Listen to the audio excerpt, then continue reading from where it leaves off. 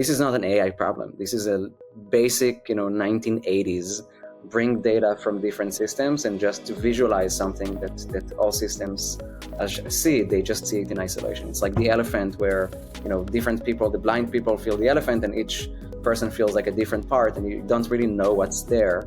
But we need to expose the elephant and show small businesses how their money is going to behave. We also have a lot of focus on it as a company because in most use cases that unit powers, we have some external bank account like Chase. We have the money that sits in the platform. We have payables that are scheduled for payment. And we technically have the 360 view of the business. Now it's only a matter of visualizing it and allowing people to take action. All right, I am Julie VerHage-Greenberg with This Week in Fintech. Welcome back to our podcast in this special series co-created with Flourish Ventures, The Architects. We're spotlighting the people and ideas reshaping the U.S. financial ecosystem. And I'm Emmalyn Shaw, co-founder and managing partner of Flourish Ventures. Today, we're diving into one of Fintech's most dynamic frontiers, embedded finance, how everyday platforms are becoming financial powerhouses. We're joined by two people at the heart of that transformation. Itai Damti, co-founder and CEO of Unit, the leading embedded finance platform, and Amit Sagiv, co-head of payments and financial services at Wix. Together, they're making it possible for millions of businesses to access banking, payments, and lending.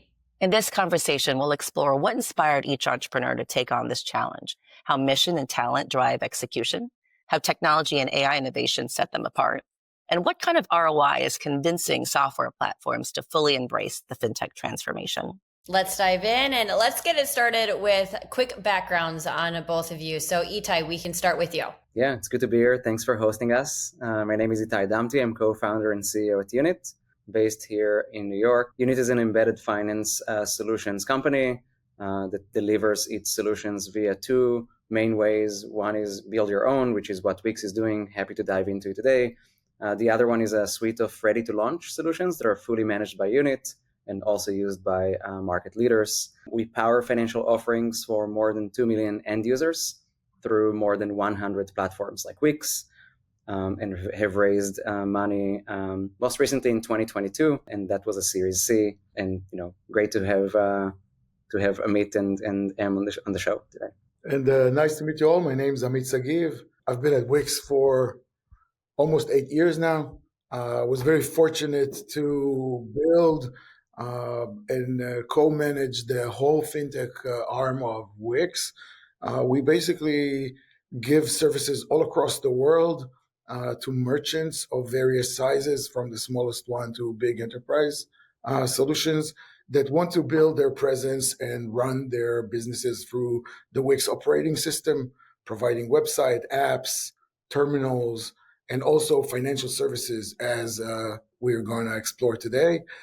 We power many versatile verticals, what one would call vertical SaaS, but we basically power e-commerce, booking, hotels, digital goods, all kinds of services across various different industries. And it's been a hell of a ride, helping all those businesses grow, process, and now spend and manage their funds. Happy to be here. Thank you for inviting me.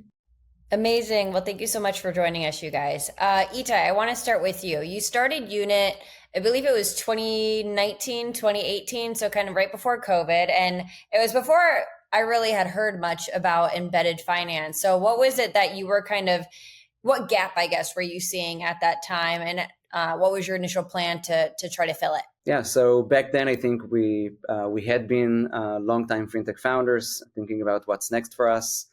We thought about what fintech was back then, and we saw two different waves. One was coming to an end, and one was just getting started. The wave that was coming to an end is what we called Fintech 1.0. That's companies like Chime and Lending Club and Venmo that basically try to compete in financial services and be a pure play fintech and try to kind of undermine the incumbents. We have seen some of these companies becoming household names. We've seen hundreds of companies basically not being able to make it and to shine against the incumbents. But in any case, we thought that this was not going to be a sustained ecosystem. We saw something new that was just getting started at the time. And this was when companies like Toast and Shopify and Uber and Lyft and Gusto and many others have expanded from their core businesses into money services of all sorts. We've seen them launching cards, we've seen them launching accounts, we've seen some of them launching capital, money movement. And we thought a few things about this wave that was just getting started. One, it was the beginning of what we thought was going to be a tsunami in financial services. There are thousands of companies that are really well positioned to try to compete for market share in financial services and kind of turn themselves from just software companies into software plus money companies.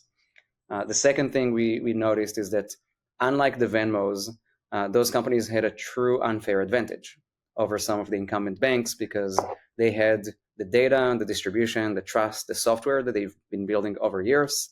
And we've seen how easy it is to add that context to financial services and make them better and more accessible.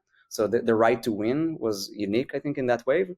And the third is that the tooling that was available to them actually sucked. Like if you think how companies were built in the age of Chime and Venmo, all of them had to cobble together usually between 15 and 25 solutions that range from identifying the end user to managing security and fraud, to managing ledgers and card issuing and maybe even card printing, money movement, reconciliation, statements, you name it. It was a very complex undertaking.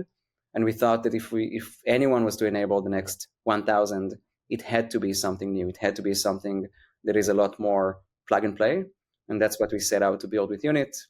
We have essentially built a core system that integrates with the Fed on one side and ends with user interfaces that companies can use. And so it's a pretty pure solution today.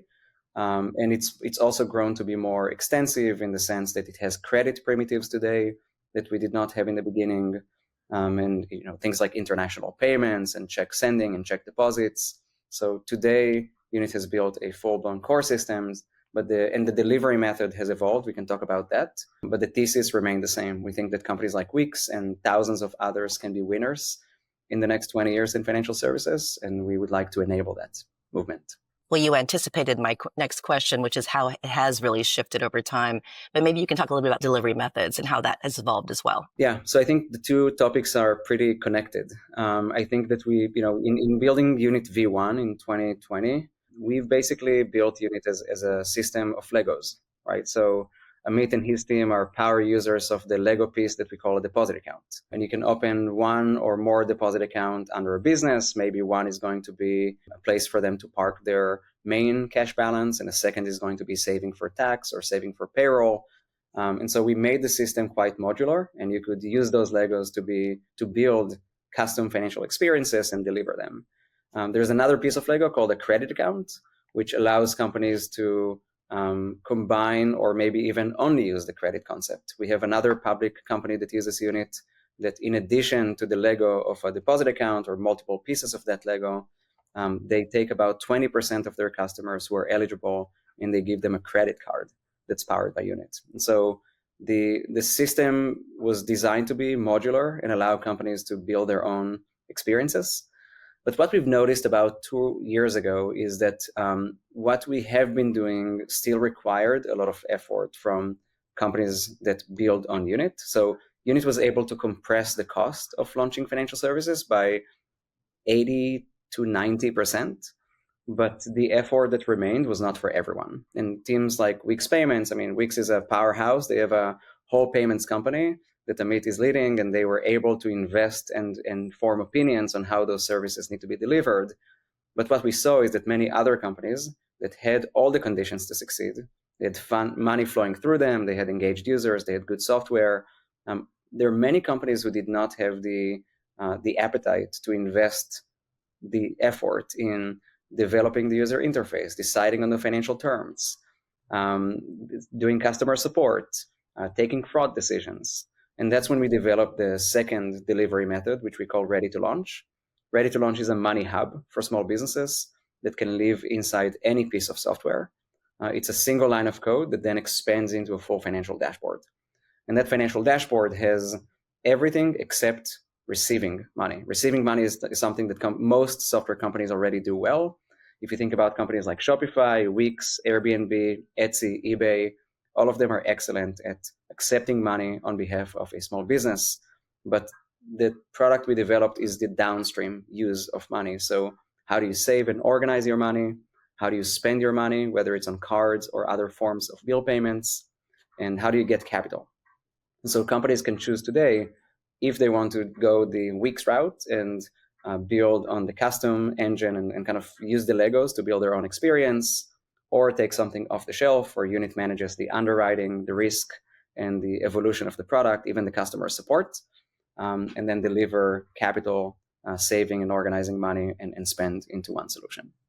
And I think the next 500 buyers or the next 500 companies that might make decisions are mostly going to choose more plug-and-play solutions. We think that there are pioneers in the market who are very invested in building the custom route.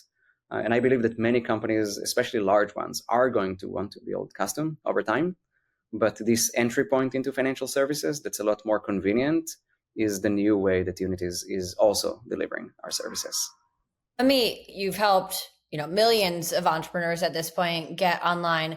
Why was adding products like Wix checking the natural next step? And were there some other ideas that maybe you toyed around with too to help sort of solve the pain point that you were going after? For us, it's been evident for a very long time. A lot of what Itai just mentioned was something we were hearing from our users, living them. We follow the user. This is the premise of Wix. We have to understand what they're doing deeply. Where are their gaps? Where is the market failing them? How are they, persevering all this hardship? And it was clear that while money in is fairly simple, money management is a very hard task. And capital is almost like a roadblock to a lot of them.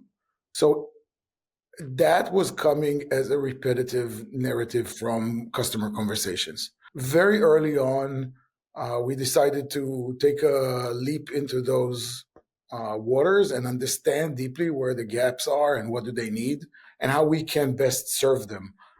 This is where the Lego pieces of what Itai mentioned really fitted in, because we were looking for this composability. We process money in with three of the biggest providers in the world, Adyen, Stripe, PayPal, and with many other locals in our own Wix payment solution. And we needed to fund all of those funds into a single account that really creates a unified point of view for the merchant. If you think about the SMB that's building their life, usually it's a handful of people in the business, if not less. And it's very hard when you think about it. They have a Wix terminal, a Stripe terminal, a QuickBooks terminal, and then they have their Chase or Bank of America or whatever, and they don't speak to one another. It came really strong as COVID rised, and people were faced with a very mixed money management system where their personal and their business were in one, and they couldn't apply for PPP loans, and businesses were dying, and you couldn't really help them because their fundamentals were so mixed. That's where the vision that we've had all along kind of gotten that very strong market signal that we have to get there. And the first point we touched was how instant can you touch your earnings? And as Itai mentioned, we've built our own proprietary solution with Unit to facilitate real instant. So we're taking care of risk, and we have our mechanisms and our models that know our users extremely deeply well, and we actually facilitate instant money availability on our checking account. So if you sold a pair of shoes and you are not flagged for any risk reasons, you will be able to spend your revenues immediately. To bridge all of those, what we might look at simple, it's just a few days until you get your money in your bank. But for merchants, it's the most sensitive point in their life, especially if they have if they're in the beginning or if their frequency is not very high. And this is really kind of democratizing access to real business, right? Things that were in the past really saved for top tier users, how we as a platform can distribute this really high quality service to so many. And I think it resonates with them. They understand that they're seen, and they understand that they're getting a very, I would say, high quality solution, almost without even asking for it. They didn't know that that's what they needed. So the strongest feedback that we're getting is, I thought I needed my money instantly, but what you guys actually created was real transparency into my business that I didn't have before. I saw a demo of what Amit is describing a year ago in a short, like 20-second video, and it was mind-blowing. The idea that a small business can sell something online, if you're a yoga teacher and you sell a mattress or you sell a class, and now you're able to spend the funds immediately, it's really, really powerful. And also, it gave us the idea that, what we are all doing is giving money meaning. When Amit said that you are able to get transparency into your business, think about the same yoga teacher. If she has an account on Chase, she might sell for a week and then get a plus 800 or plus 1,000 into Chase, but the plus 1,000 has no context. What was it for? Is it for mattresses, for classes? Is this money that I'm going to make again? Or is this money that I just made on a one-time basis? This connecting the dots between my world as a seller and the money movements that I'm seeing in my account, this is really powerful. And you can also apply to the expenses side. Yes. When you spend from a Chase debit card, you spend on inventory and you spend on rent, maybe by sending a bank transfer out. There is no easy meaning that those transactions have today, right? It's just money movements, plus and minus, but it doesn't connect to something that they care about. Amit, maybe if you could just share a little bit about the biggest technical design challenges that you've had in embedding financial services directly into the Wix platform. How have you approached some of those challenges? So there were many challenges all along the way. In the past, I've built a neobank, but you are under a very different kind of stack and understanding, because usually you have full license and you're under regulation. And here, the way we're working with Unit and with Lincoln Savings Bank as our bank that's powering this activity, we need to learn how to work in this new arrangement. So there is a question of how you construct technology with operational processes and risk in a way that is really scalable. Okay? It's not just, here's an account, we'll put some money in and you can spend it. We have to support it with something that scales to hundreds of thousands of users, with different user sizes, user types, KYC credentials, you name it, it's there. Various different businesses. And you have to make sure that everybody's experience is really smooth. So from a technical perspective, a lot of what we did was programmatic onboarding, because we've already onboarded these users to a payment facility, approved them, we know them, we have some credentials on them. We want to make the transition into having a checking account very smooth. So how do you pass all this information, validate it along the way without creating huge drops in your funnel, without leaving any gaps of data? And at the same time, you want to bring your edge, right? The data, the heavy level of data, insights, and intimacy that we have with the users, you want to bring it into the product. So that was behind what we did with the instant payout. How do you understand the risk deeply? How do you facilitate this onboarding in a really smooth way? Because the worst thing you can do is to say to a user, I'm going to do something, and then deny it from them after. So we really worked on pre-approvals and understanding ahead of time who can get what, and making sure that we stretch those boundaries with our partners while staying, fully compliant, fully regulated, to withstand whatever turmoil is happening in the market in the best way. That was a big challenge. Let's be honest, accounts receivable and collecting money shouldn't feel like herding cats. Spreadsheets everywhere, constant emails, agents chasing the same accounts over and over. Meanwhile, dollars you should be recovering just sit there. Now imagine flipping a switch and having your receivables and recovery engine running on autopilot. Smart, fast, and built to maximize dollars collected. That's Fiber by Clerky. Fiber isn't just software, it's the AI powered nervous system for your entire receivables operation. Account management, outreach, compliance, payments, all in one place, built for finance teams, creditors, collection agencies, and debt buyers who are done with outdated systems and guesswork. And here's the mind blower. Fiber comes with its own AI collections agent, not a bot, not a template, an agent that talks, negotiates, and guides customers through payment plans in real time via text, email, or chat. It handles the routine follow-ups, nudges, and conversations automatically, all the way through to self-serve checkout. You recover more dollars without adding more people. Your team focuses on the tough stuff. AI takes everything else. Getting started, stupid simple. Fiber's smart import wizard lets you onboard portfolios 3 times faster.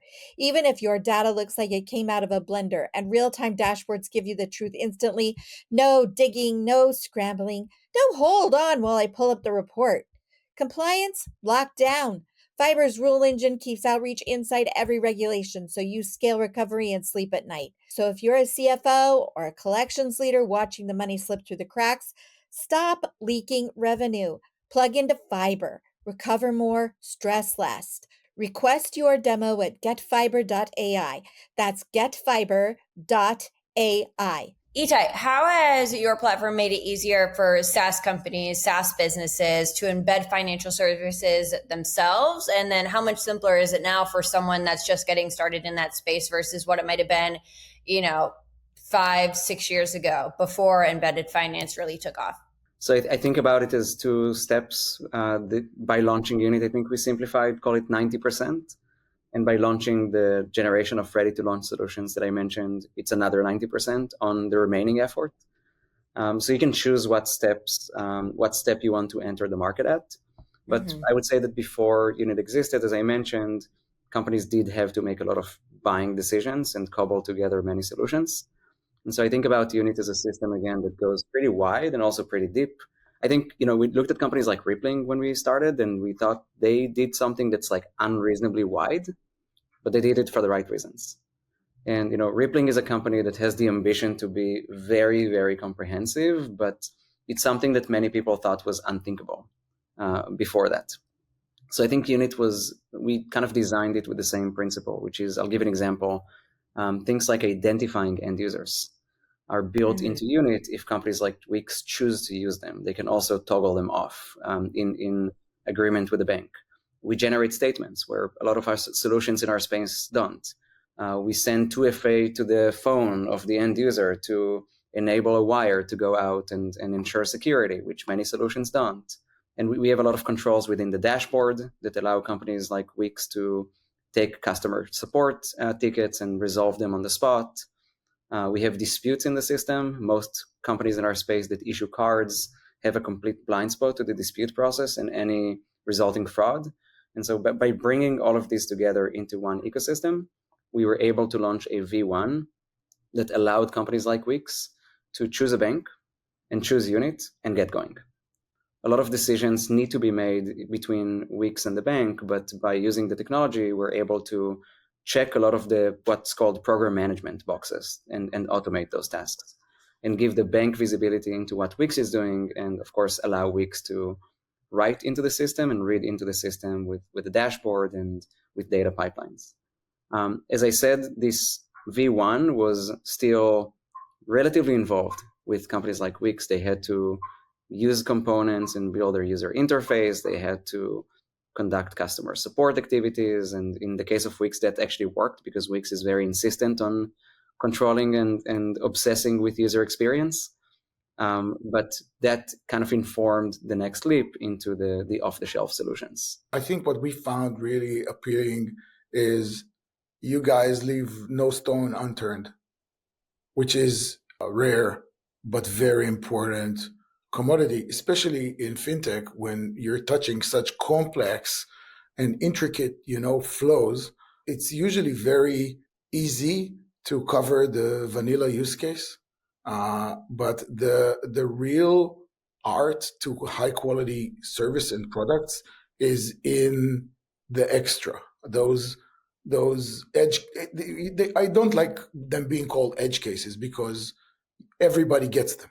They're not in the edge. They are the journey that people who use bank accounts go through. They need reports, like we need disputes. Like these are things that are not nice to haves. They are fundamental, and the way you guys build it allows each party in this engagement to actually do its role.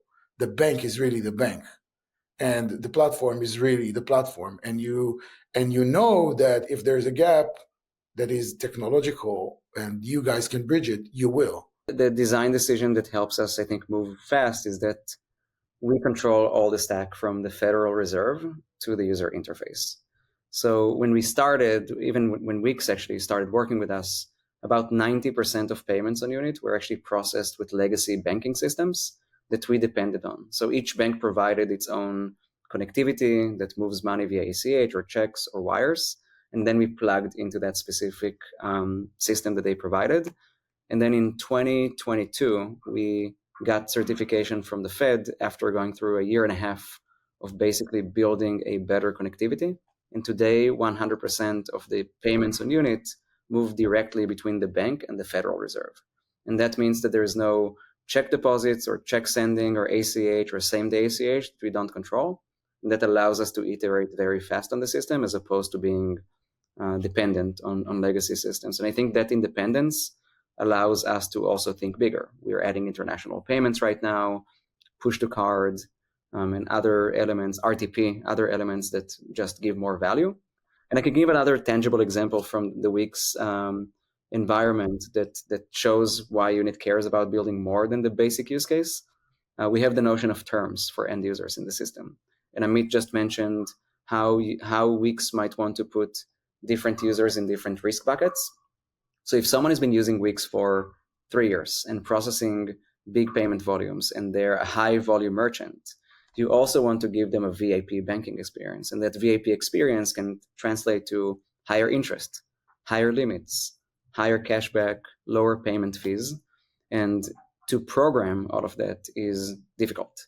So Unit has this notion of a user group in the system, a cohort. And Wix can create as many of these cohorts as they want. We have some customers that have 25 different groups in their system.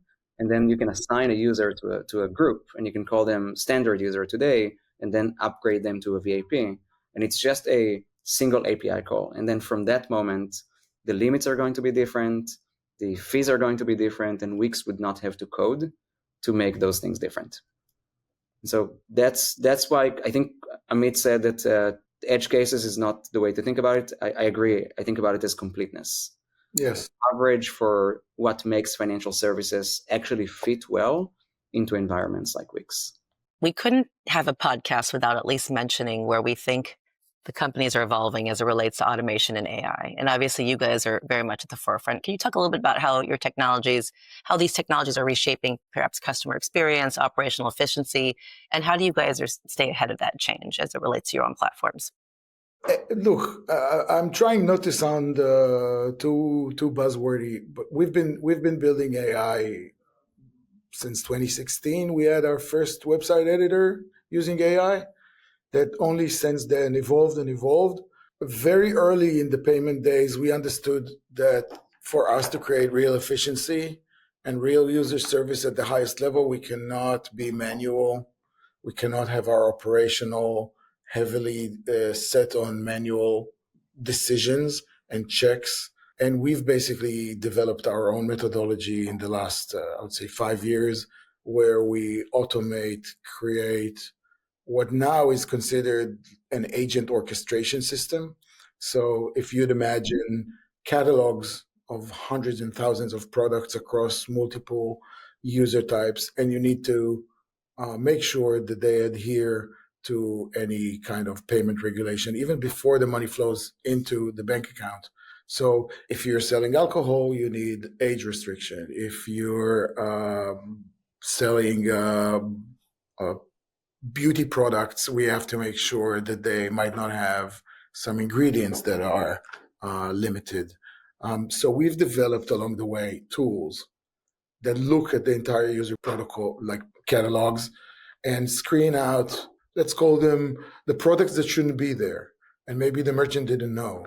So we assume first that all merchants come in goodwill. So we won't close them. We will remove a product and then communicate to the user that something that he's done might not be within regulation, but he can still continue to process. So AI is constantly keeping us compliant on the one hand, and making sure that funds that flow in are legit. But also on the risk level, we constantly evaluate risk and take decision based on insights that were trained by us. That's on the operational level. When it comes to hand-holding the user's hand, there are AI chat agents all across Wix. We have very advanced tools in our system that product managers, designers, any kind of profession can actually add skills to the system. You don't need to be a programmer. You add the context. You build those agents within the environment. We've recently acquired Base44, which is a vibe coding platform for all the new age of app builders that are coming by the millions to Base44, and they're building the new generation of apps. These are super gifted people with bright minds, and we're actually giving them the most advanced tools to pursue those dreams. And at the end of those dreams, there's also money processing and everything that comes with it, because that hasn't been reinvented yet. That's what we're doing now. Specifically inside the payment and money management space, we're crafting a lot of new ways to signal to the merchant where they are in their life cycle. What should they do next? Where are they? Where are they in terms of their financial health? I think there's still a stretch to go until users really adopt all of these assistants in a real natural way. But we're already seeing conversations that are done with our agent on where is my payout. And the agent actually provides explanation on where it is and when will it come and when will it land and what should you track.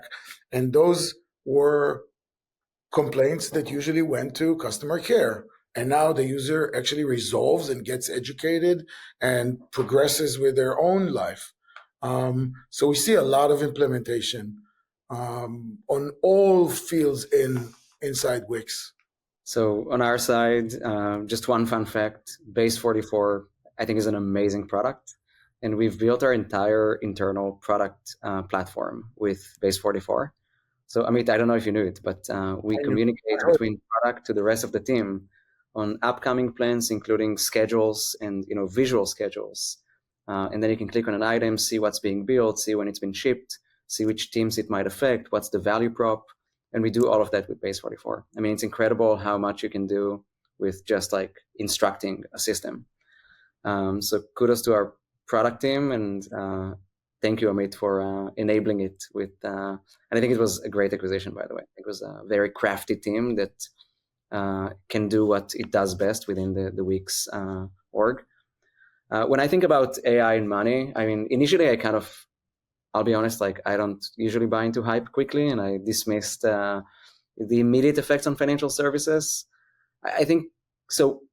A fraud is obviously like a very big thing that's going to open up because AI makes it much easier to trick people and do it at scale. So that was always like something I thought about.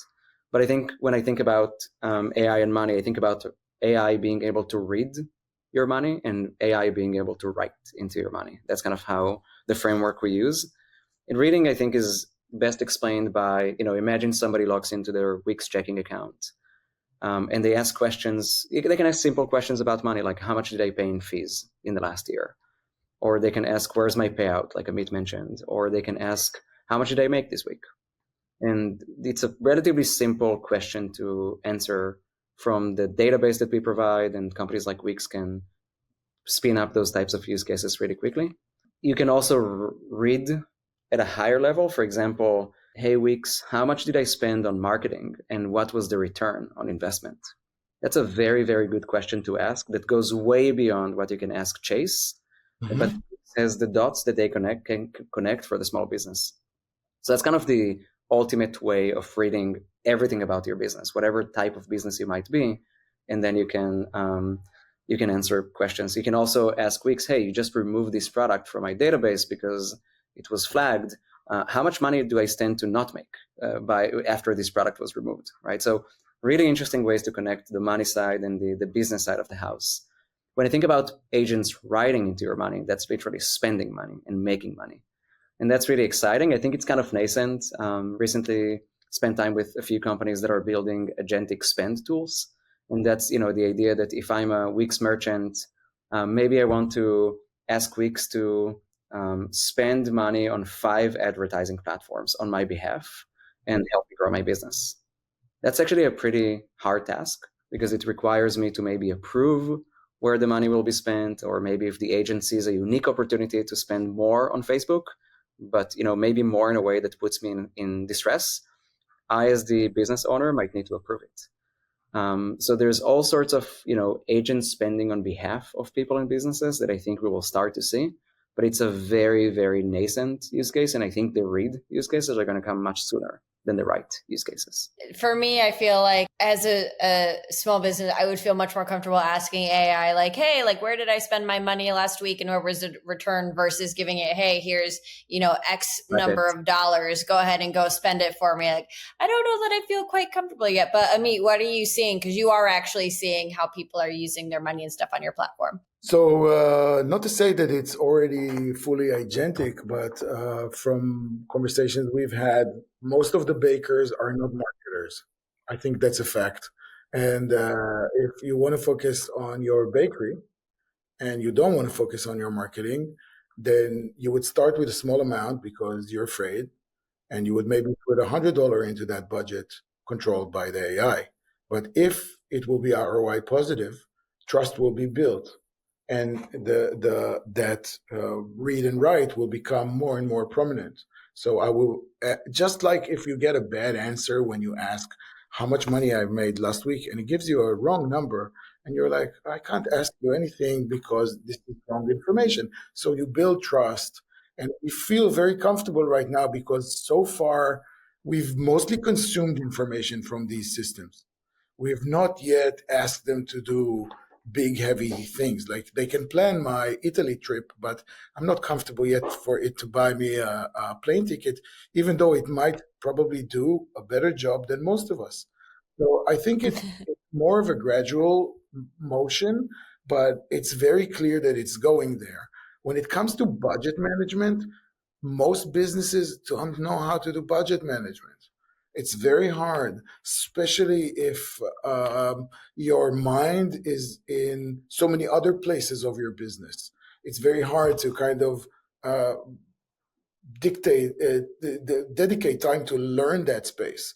And what is the right amount to save? And how much should I leave for taxes? And what will happen in the seasonal sales? And what will happen in Black Friday? All of these factors are usually very hard for an SMB to put into one thought and actually follow it.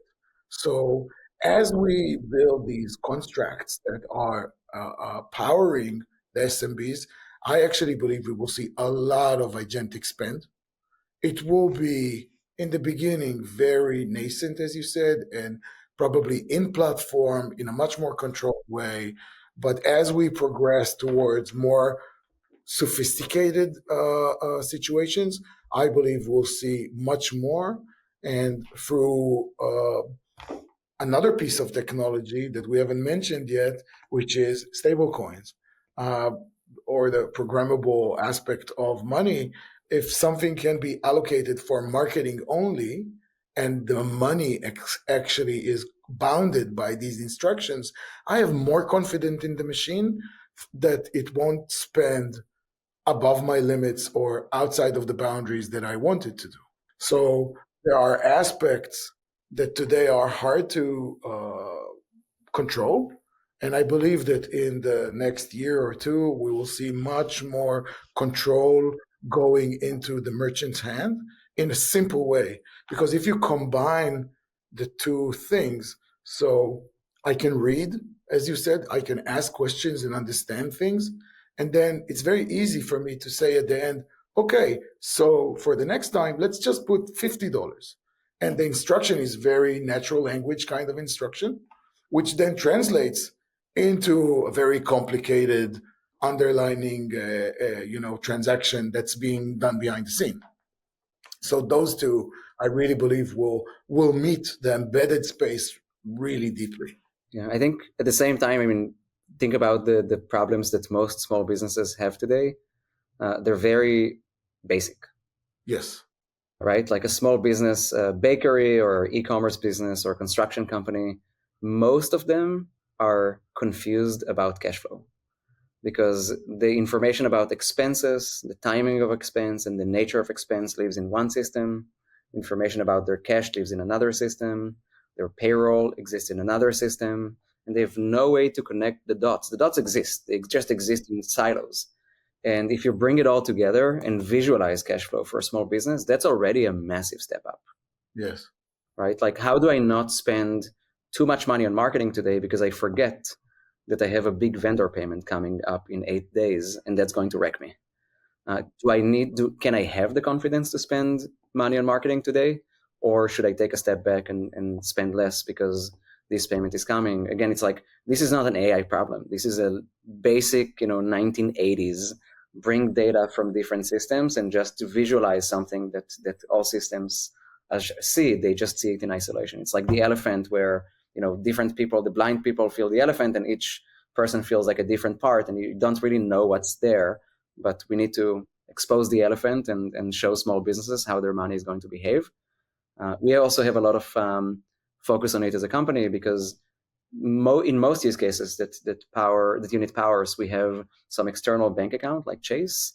We have the money that sits in the platform. We have payables that are scheduled for payment. And we technically have the 360 view of the business. Now it's only a matter of visualizing it and allowing people to take action. When you think about something that fintech has achieved faster than you expected, what would that be? And then what has taken longer than you thought would at this point in time? When I saw COVID accelerate commerce. And you mean online commerce, like e-commerce? Online commerce has been accelerated. We've all felt it all around the world. It put us in a different place. Some things that I saw there I thought will stick, and they did not. So you couldn't run a business if you're not online. And that kind of statement was not something we could have said in the past. You would ask a merchant, he would tell you, no, I've got my shop. It's a brick and mortar. I like when my customers come in. I know them. They know me. This is the business. But the reality forced them to take their presence online. I actually thought that will remain in a sense, but we see that people, some of them remained very online forward, but some did not. So that actually surprised me because we actually saw businesses succeed and grow, and it was really like a power engine going forward. So that is something I actually thought would last and accelerate even further. But I guess there's, many powers in the world that are pushing these small businesses up and down, not just the digital online presence, right? When it comes to something that surprised me in its speed, the way I see my daughter uses ChatGPT is mind-blowing. How old is your daughter? So I have 3 girls, and Okay. all of them are ChatGPT savvy, 5, 10, and 12. And Wow. 5-year-old even. That's terrifying. Huh. It's not terrifying because if you think about it, this is where a lot of the society is bringing its information from right now. So if you speak to them about search, they don't know what search is. Just ask the chat.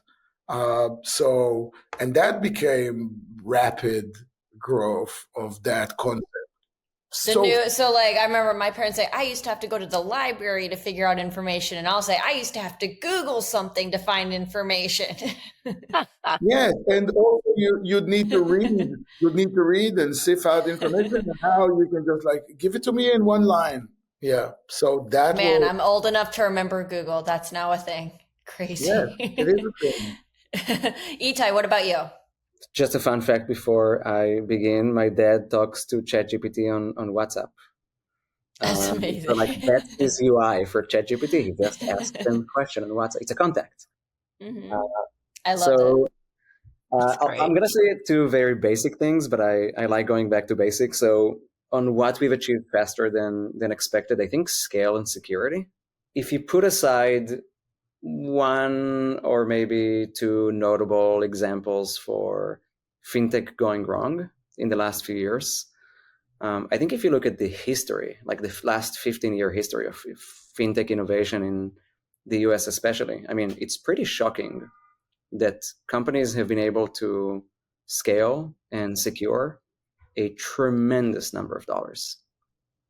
I mean, the fact that we never had a massive case of fraud that brought down a fintech company. I mean, again, specific anecdotes aside, but and not in all cases there's obviously bad intention. But I'm looking at companies like Chime that I'm invested in, and it's and many more in this category. Relay, Mercury, Ramp.